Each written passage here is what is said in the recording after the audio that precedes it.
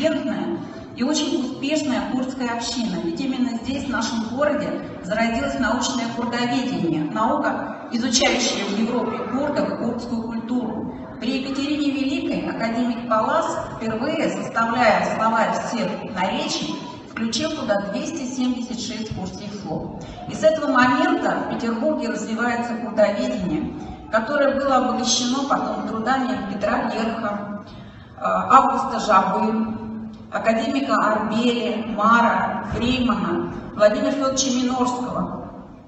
В 1959 году в нашем институте, который назывался тогда Ленинградское отделение Института Востоковедения, была впервые создана курдская группа. А до этого в 30-е годы академик Фрейман инициировал обучение в Санкт-Петербургском университете курдской молодежи.